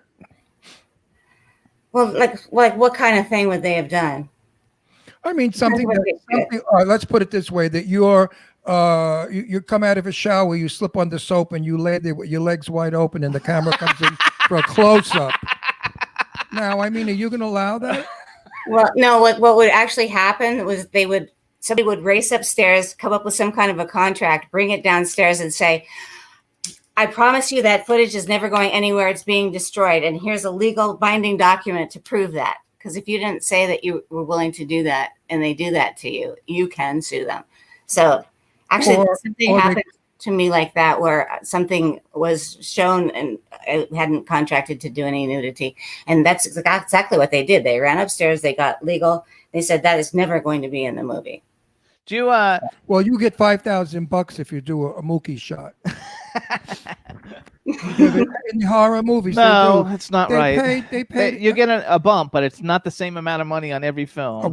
What's her name? I won't use her name. Who was wallowing in the mire in that bathtub? She got $5,000 for her pussy showing. Anyway, we're not going to talk about that right now. Anyway, hold on. I want to go. Do you know who Joe Lujan is? Joe Lujan's he has a series called The Immortal Wars. Anyway, Angela Joseph just told me to tell you that because he's got Eric Roberts in his movies, and she told me to tell you that she just told Joe Lujan that you want to work with Eric Roberts. So maybe we get you in a movie with Eric Roberts.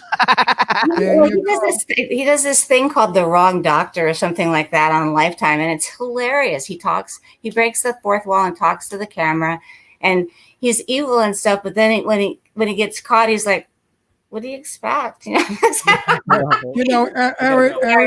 Eric uses cards or has an earpiece maybe. So you're going to work with a guy who really is going to know his lines. So you guys, when you say that, I feel like I haven't worked with nearly enough people. I mean, there's so many people I admire and so many people I would be so excited to do something with. Well, you're going to have all kinds of opportunities. I'm going to. I don't want to ask how old you are. Well, I know you're considerably younger than I, but I don't look 80 on film. I could pass for 60 on film.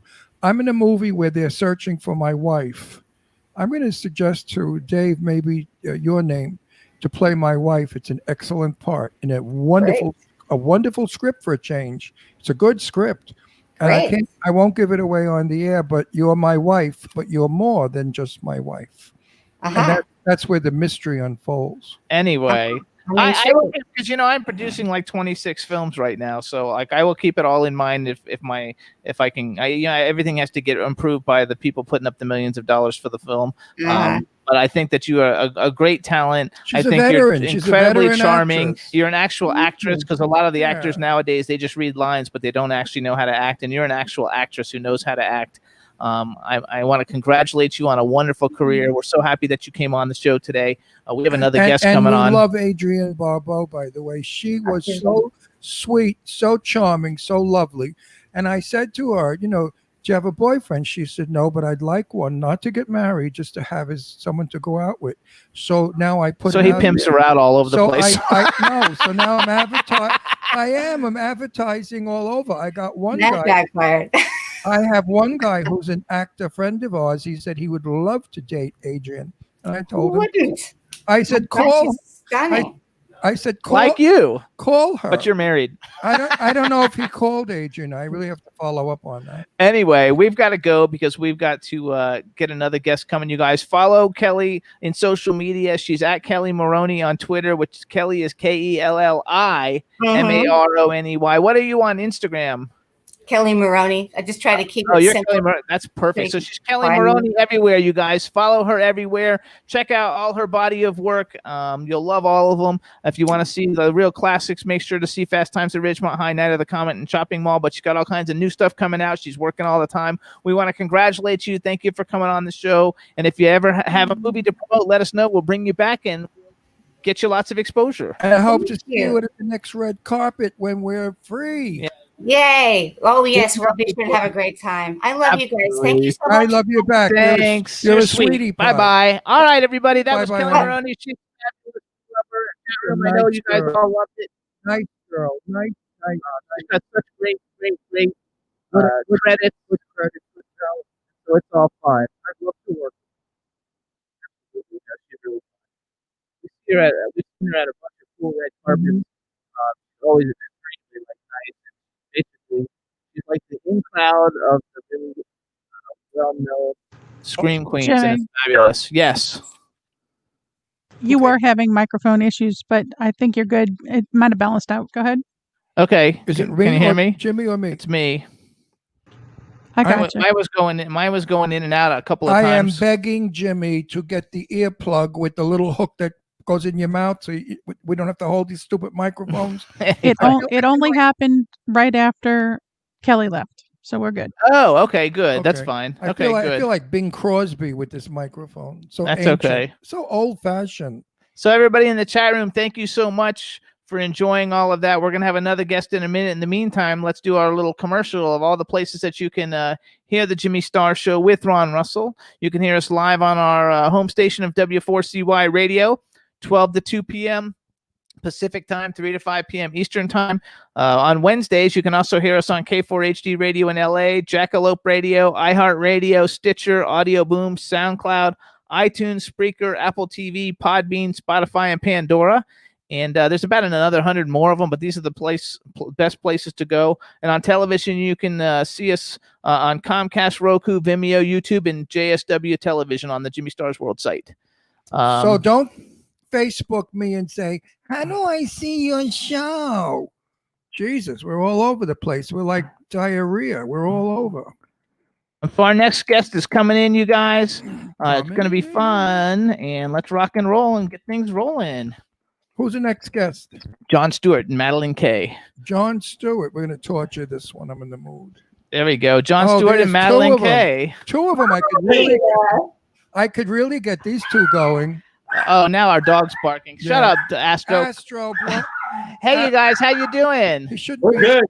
Great. Astro. Hang on, we got to get our dog before we introduce you. Astro. Okay, Hey. to be part of the band.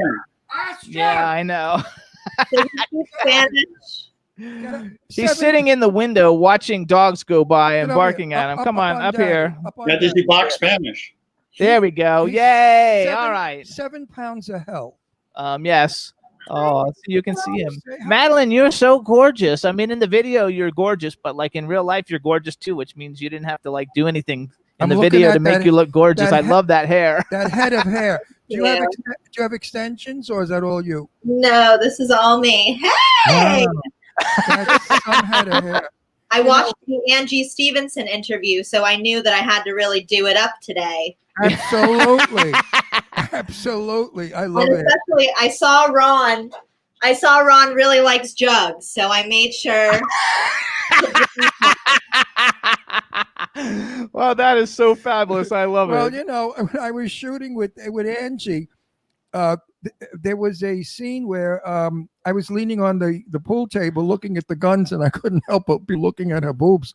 And I wonder if they didn't shoot that with me looking like a dirty old man staring at her boobs. They may use it because it could be quite comical. I love it. Yeah, but So Angie's beautiful. Now let's torture hang on, you two. no. We're gonna introduce Wait, them. I wait, gotta wait, introduce. I wait gotta a minute. introduce them for the beginning. I have to There have you it. go. Now you made a noise. Oh well, I don't care. Just let it go. All right, everybody. Now we're married, so we argue all the time. It's part of All our the shtick. time. All right, everybody. Now we want to welcome to the Jimmy Star Show with Ron Russell, the incredibly gorgeous and talented Madeline Kay, along with musician and legendary stuntman and director Jon Stewart. Hello and welcome to the show. How you guys doing? Good. Now Fabulous. tell me you're not in the mafia. Me? Yeah, you look like one of the Capo di Capi. Look at you. Oh, maybe, but I can't tell you. I'd have to kill you. You look like one of Gotti's old boys. Well, no, these are because I can't see and they have bifocals on them. So if Okay. I take them off, they're all blurry. Now we can see. Just teasing. So this is Ron Russell, my outrageous co-host. Yes. Hi, Ron. Hello. Hi. We also have a chat room filled with people, so say hi to everybody in the chat room. Hola. Hey, everyone. And Eileen just joined the chat room, so say hi to Eileen. She was Hello, waiting for you guys to Thank come. you so much. Hey, Eileen. How you doing? There you go. Do you know Eileen? Yes. Have you ever seen Eileen? Yes. Oh, how could you see her? How could you see her? Because I her did a show with her a while ago, a couple of weeks ago. because I've seen her on a video.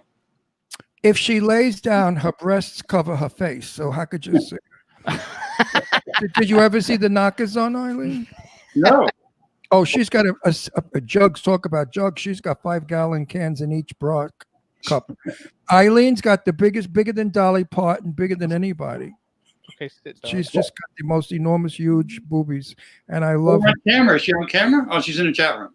She's in it. Next time you see her, ask her to show you her boob. She will. She'll just whip off her bra and show you. She don't care. Okay, cool. So hold on. So I want to talk because first of all, you guys. So Madeline Kay and Jon Stewart formed the band Juliana, and they've got a brand new song called "To Sabor," and we're going to talk about it, and they're going to play it and stuff. But before we do that, I want to talk a little bit about backstory because Jon is a musician now. I don't know how long have you been a musician, Jon?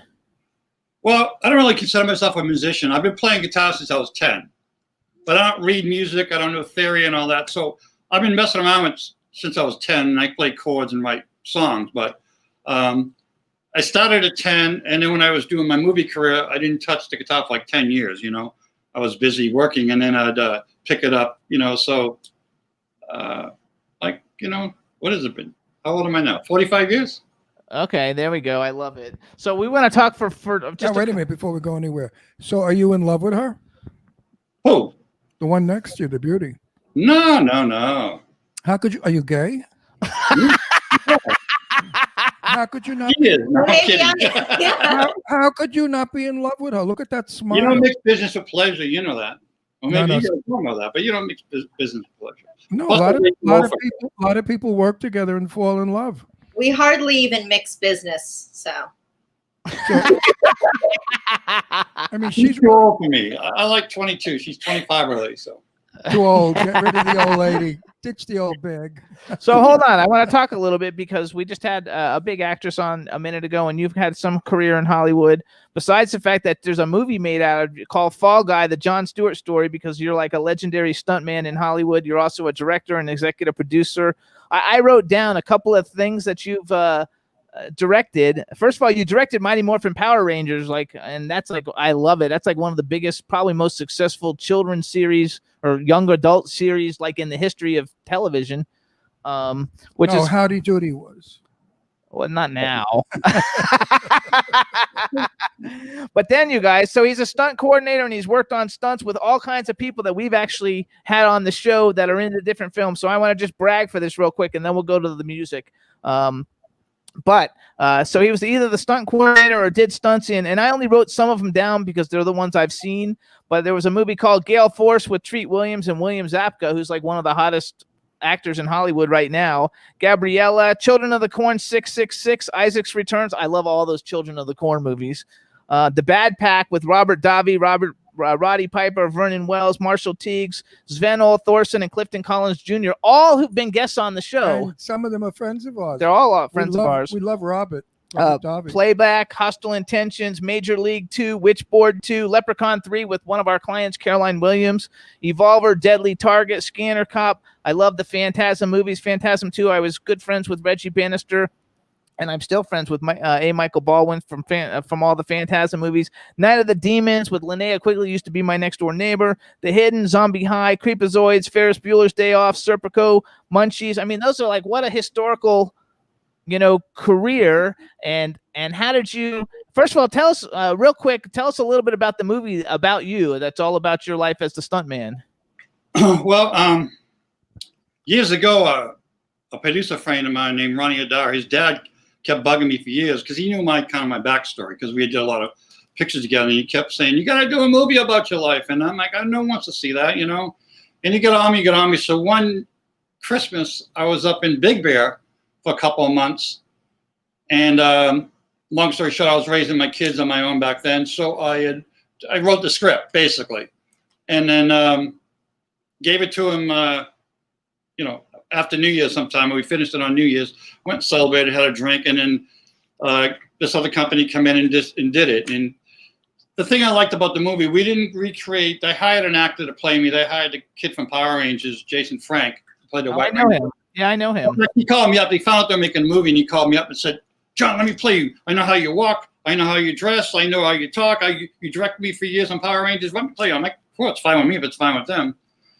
So, but they didn't. We didn't recreate any stunts.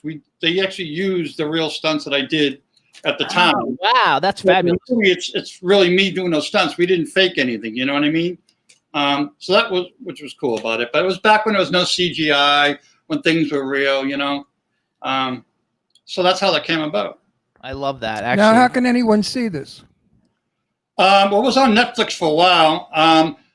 I don't know. I don't even have a copy of it. I have to go buy one off of Amazon or eBay or something.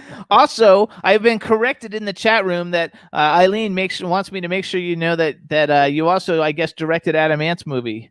Oh, her and that friggin' Adam Ant makes me vomit. Well, yeah, we did a movie called Cold Steel, which was Mario Puzo's script, and his daughter actually directed first unit, but they gave me the script. There was no action in it, and they said, go ahead and write some action in it. So I went to the bar one night, had a few beers, and I wrote a lot of action in that thing. I bought the scene where I broke the world's record on fire. I wrote for that movie, and I wrote a big speedway scene that really had nothing to do with the movie, but I just wanted to trash the speedway with real race cars going on. And they said, great. And Adam Ant was in that scene. They were chasing him.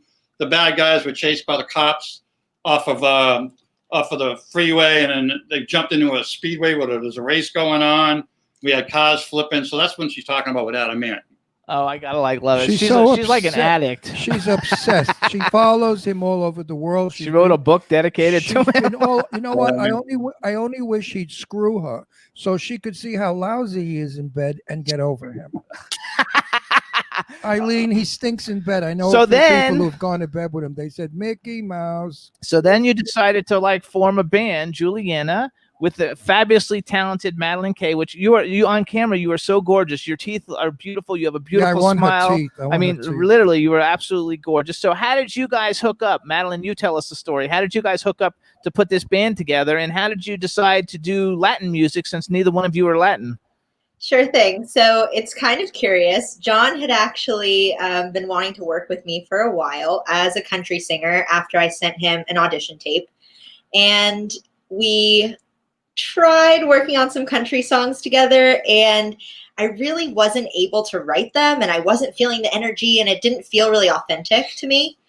And my background's actually in musical theater, so I was thinking if I'm going to be a singer, I'm probably going to want to do pop or something in that arena. But John's, most of his experience was in country.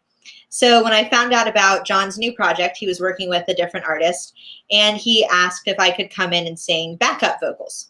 So I came in for a backup vocal audition, actually at the studio that we're filming this interview at today. And the project that he was working on, the artist was a Latinx artist.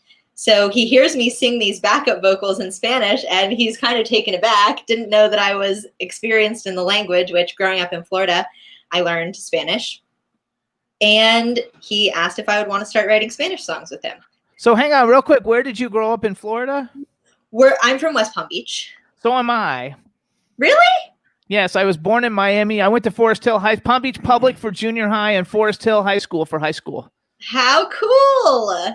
Isn't that fun? So where did you go to high school? That's why he's Hang on. undereducated. No, that's not. Why? Where did you go to high school?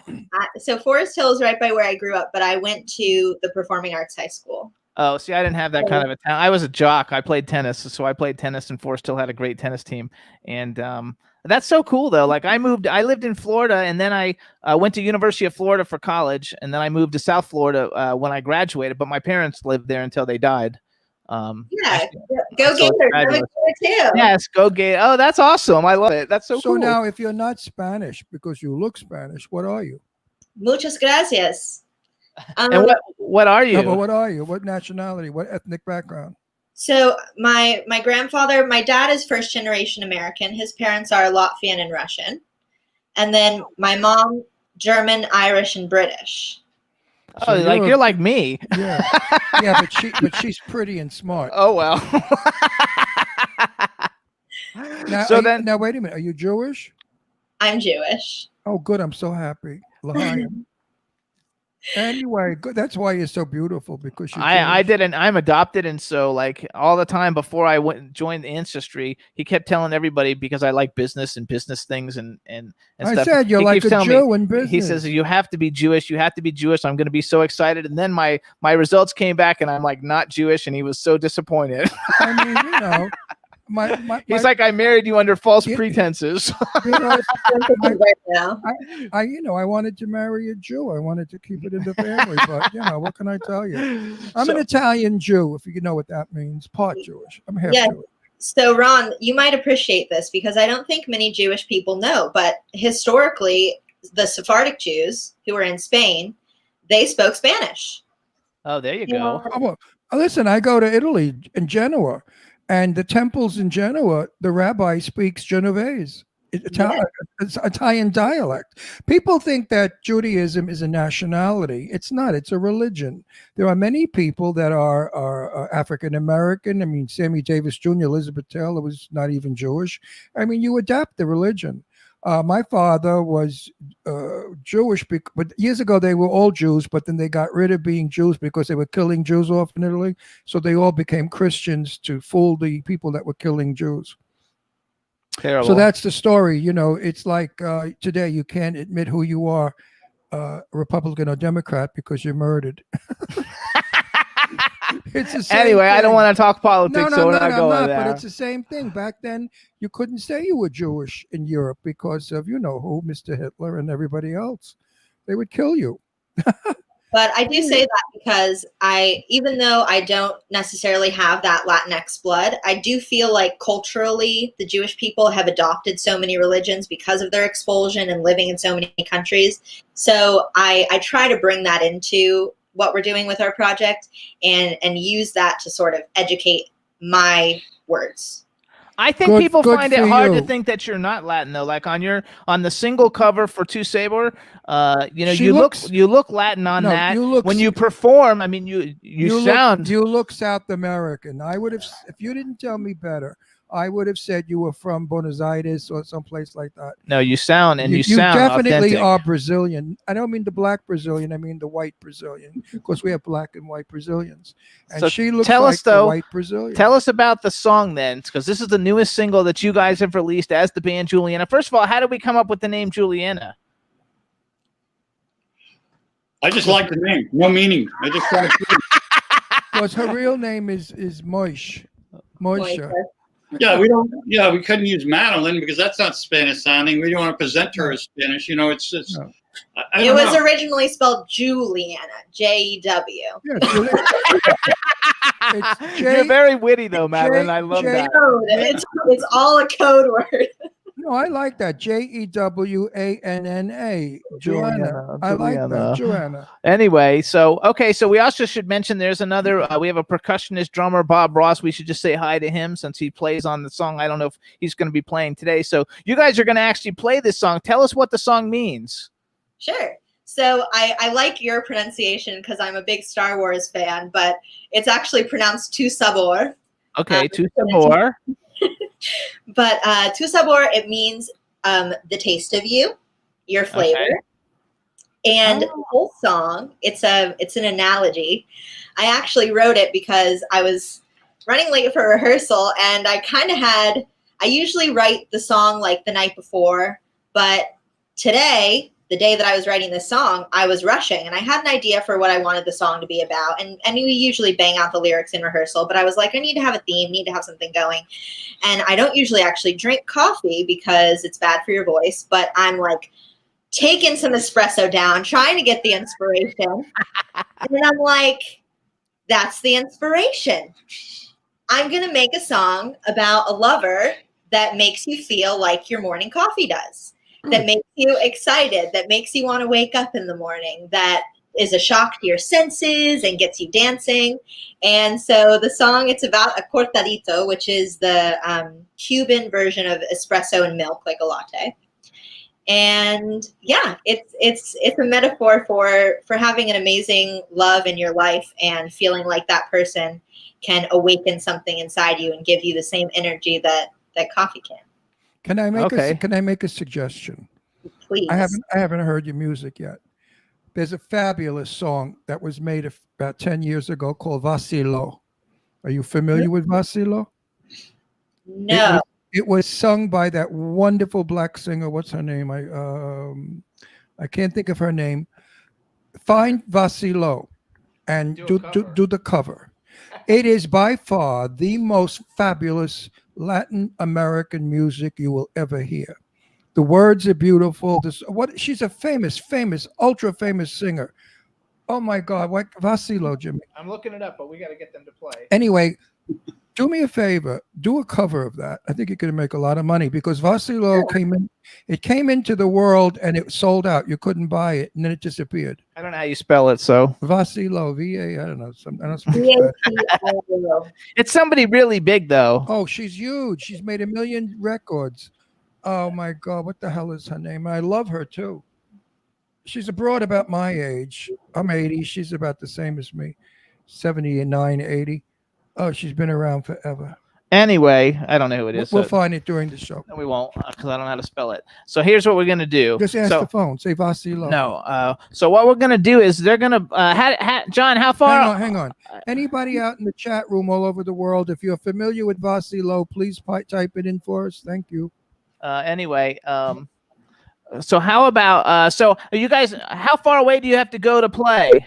No, well, first of all, I want to have a shout out. We're at Dream Machine Recording Company.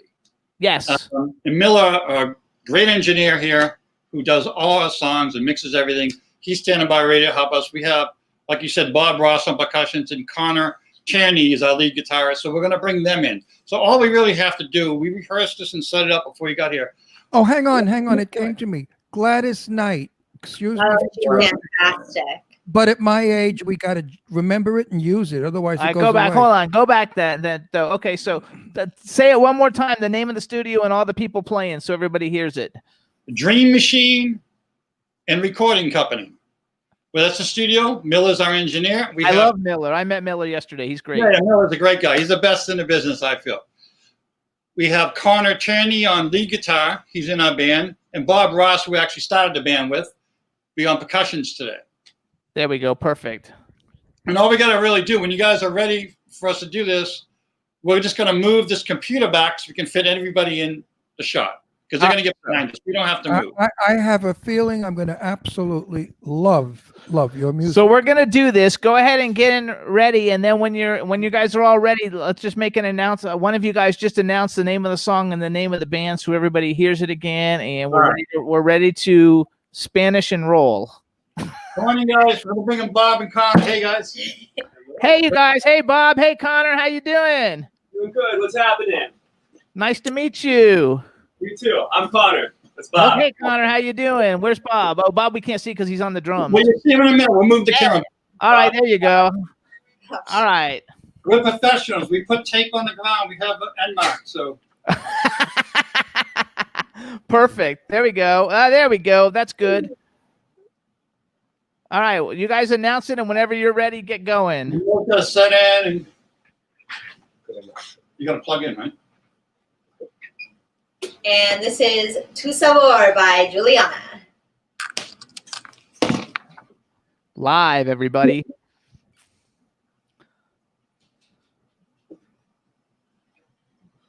They're waiting for the engineer. Yay. This is what happens live, folks. We just don't like dead air, so we're going to talk some more. No, they're going to keep going. They're getting ready. I know, but we have to keep the voice going, otherwise All right.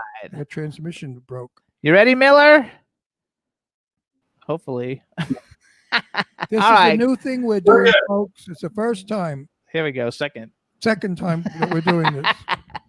All right, everybody. Juliana, Tu Sabor.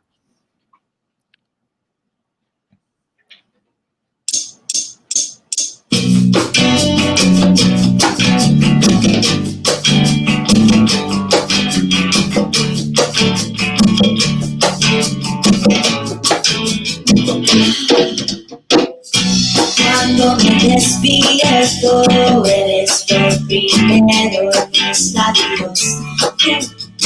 Me animas el comienzo de mi día una vez más. Tú eres mi cortadito, tu vida a mis sentidos. Como una capa de azúcar, como la cafeína. Tomaré un sorbo tal vez más. Más azúcar, por favor, y gracias. Elevas al ritmo de mi corazón.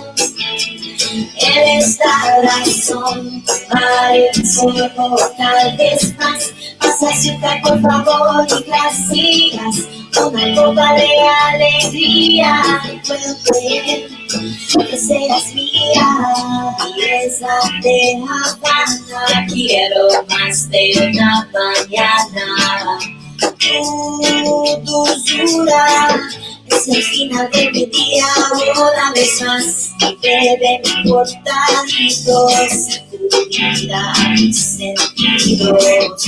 Como una capa de azúcar, dame tu energía. Tomaré un sorbo tal vez más. Más azúcar, por favor, y gracias. Elevas al ritmo de mi corazón. Eres la razón. Tomaré un sorbo tal vez más. Más azúcar, por favor, y gracias. Una copa de alegría. No puedo creer que seas mía. Hiciste mi vaso medio lleno. Un gusto y soy tuyo. Tomaré un sorbo tal vez más. Más azúcar, por favor, y gracias. Elevas al ritmo de mi corazón. Eres la razón. Tomaré un sorbo tal vez más. Más azúcar, por favor, y gracias. Una copa de alegría. No puedo creer que seas mía.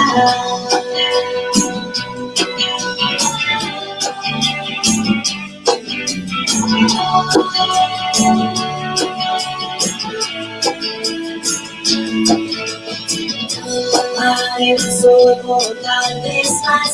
Más azúcar, por favor, y gracias. Elevas al ritmo de mi corazón. Eres la razón. Tomaré un sorbo tal vez más. Más azúcar, por favor, y gracias. Una copa de alegría. No puedo creer que seas mía. Hiciste mi vaso medio lleno. Un gusto y soy tuyo.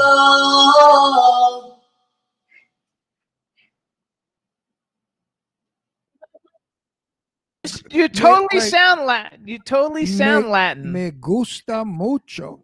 Muchas gracias, Ronnie Jimmy. It was good. You know what? You lose a lot of sound quality, what we're doing now.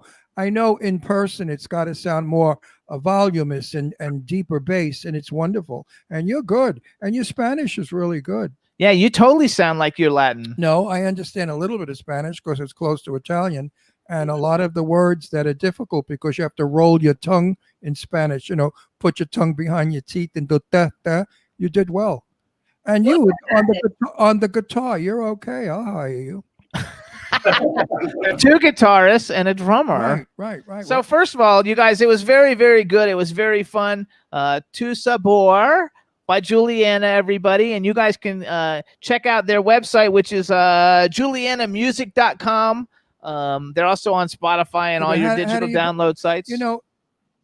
Please have a heart for us older people. If older people out there like this music, they don't know how to get it. So tell everybody, how do you get this music? Like if I want it now, how do I get it? And how do I bring it in to my computer or wherever the hell it goes? All the songs and everything we do, it's really easy. It's just you go to the website, like he said, julianamusic.com. You can get all the links for the songs, the videos, Instagram, Facebook. Everything's in that one website. And how much are your songs each? Well, you can download them for free on the website. Yeah, on the website, everything has a download button, so you can put it right on your phone or computer just from the website, Ron. Okay, so all you old bags out there, did you get it?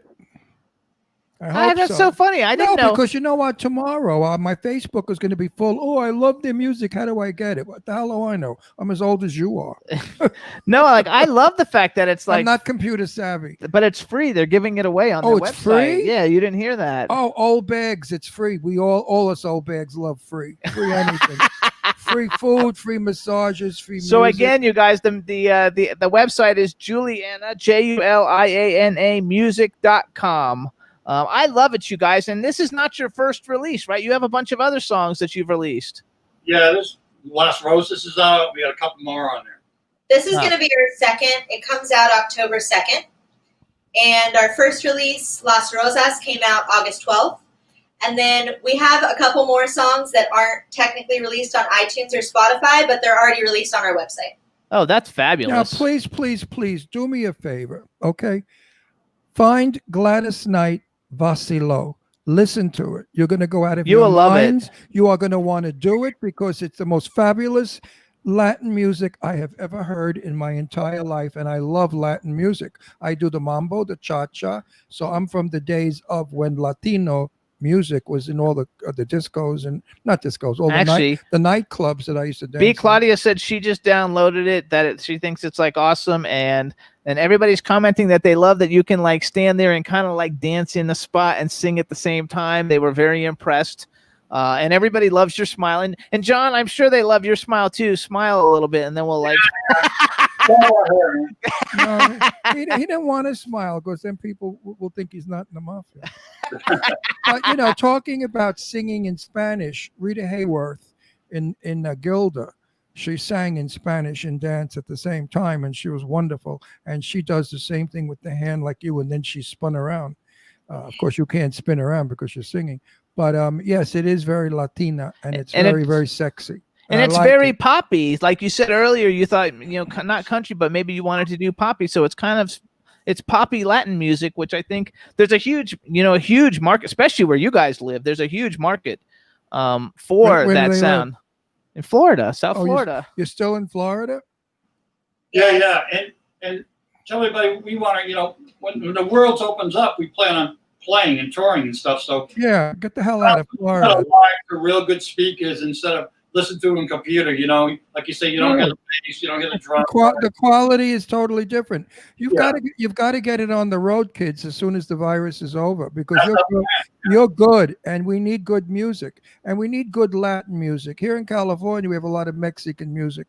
To me, Mexican music, it all sounds alike, but you have a different sound to your music, and that's what I like. You could almost be Cuban, Brazilian, kind of rocking in that area.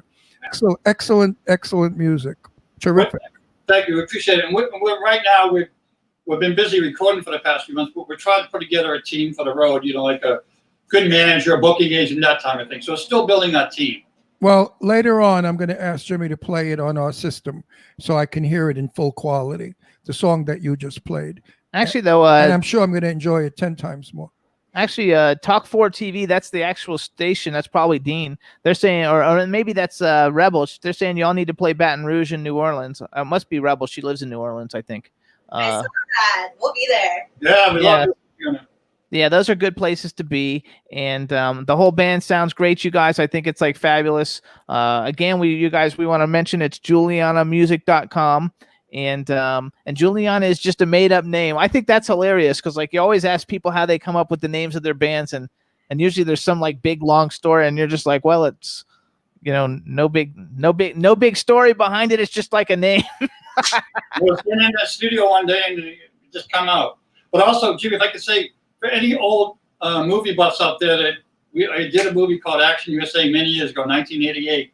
It has a small cult following, but it's going to be re-released November 7th, starting with the Alamo Drafthouse Theaters. Tim League is really behind it, pushing it, so it's going to be rolling out on theaters November 6th, to all the Alamo Drafthouse Theaters. So anybody who are fans of Action USA is coming to you.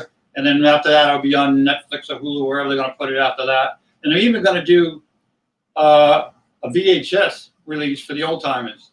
Oh, I love that. Yeah. For us old timers, frig you too. I love the fact that they're like, vinyl's coming back and now VHS is coming back. I think that's fabulous because kids nowadays don't even know what that is. And I loved it. I wish the music of the 70s. Remember they did the video with the music? What was that called? Music video? Yeah. Remember that network that we used to watch? MTV. MTV. I wish that would come back. Like you guys would be fabulous on an MTV. I remember seeing MTV's around. It just doesn't do music that much anymore. No, but listen, it used to do. Every singer used to be able to push their music on that network. You'd listen to it, you'd see it. I will never forget. What's her name in Gypsy? When she danced with the sparkles and the unicorn and she jumped over the hill. My favorite singer, who I forgot her name. So listen up, this you guys. With age, folks. Tu Sabor has a video, you guys. If you go to YouTube and plug in Juliana Tu Sabor, the video comes up. It's a great video. You get to see everybody in the video. Madeline's fabulous in the video. And you get to really see the video. It's a lot of fun. Right. And so we want to make sure that we plug that too. And again, you can download the music for free at JulianaMusic.com. And the name I forgot was, I just forgot it again. See, this is horrible. What happens when you get old? You screw up. So that's what we have to look forward to. I know. Look at she's like laughing. No, but you have such a even when you're far away and you're not right next to the she? community, you're so beautiful. My favorite singer. She sang with Patti LaBelle? No, the other one. Jesus Christ. Gladys. Her name came and went. Big. She was Mama Rose. No. She sang Gypsy. Not that Gypsy. She sang the song Gypsy. Stevie Nicks. Stevie Nicks.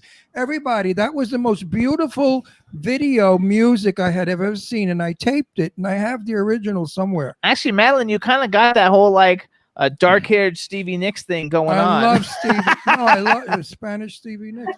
But I love. I love that. Nicks, and Gypsy was one of my favorite songs, if you remember it. I love it. So we got 2 minutes left. You guys got anything you want to plug real quick to let anybody know about anything that we should let them know about? Bob makes some great lamps. Okay. What does he do? Bob makes great lamps. He does. What he does is he gets these old records, for real, I'm not kidding, and he puts them together and makes beautiful lamps out of them. Bob, where can I see that? TunesCompany.com.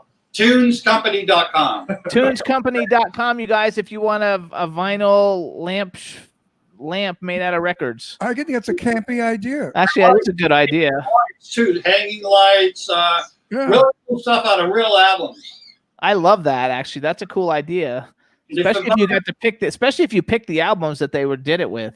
That would be very cool. Or if you're in the music business, what a nice lamp. I know, I like that. To put on your desk in your office. Oh, clocks. He does clocks too.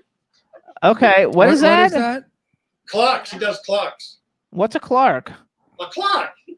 Oh, clock. He's still pocketing his car. I know. The accent is just killing me. Are you from New York? No, really? Boston. Boston. But you Black don't sound, Star, you yeah. don't sound like Pack the Cat. You sound more like New York. Because I heard you say a word. You said talk. Talk just like we do in New York. Talk.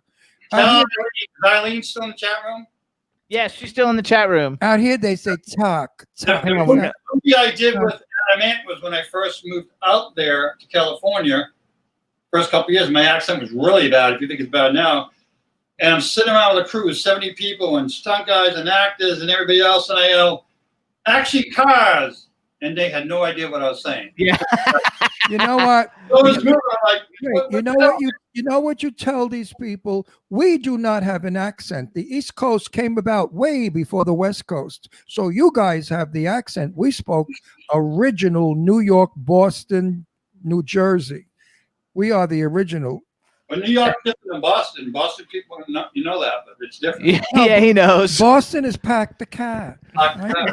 I know that. So hold on, we got to go, you guys, because we're out of time. First of all, everybody, this is Juliana. We want to thank all of you guys, especially John Stewart and Madeline Kay. You guys are fabulous. The music's fabulous. Go to julianamusic.com. Chat room, everybody, thank you. You guys, thank you so much. Congratulations, and we'll see you soon. And I'm going to look. Bye. I'm going to look for your movie tonight. Absolutely. Bye, you guys. Thank Bye-bye. you. All right, chat room, everybody, so much for tuning in. We had a great time. Hope you guys did too. What a great show. Rebel, thank you. And we'll see you guys next week. Bye, everybody. Can turn out to be so wrong. Yeah, we in the mix. Yeah, we in the mix. It's another episode. Here we go. The Jimmy Star Show with Ron Russell. Interviewing the hottest, newest, and truest of today's celebrities. Make sure to subscribe so you can get notified weekly. Jimmy Star, he's the king of cool. Ron Russell, he's a gorgeous dude. Chat room is live and you would be a fool not to vibe with us at the Jimmy Star Show with Ron Russell. Come watch it live on W4CY Radio. Miss some past episodes, download on iTunes. The Jimmy Star Show with Ron Russell. It's the Jimmy Star Show with Ron Russell.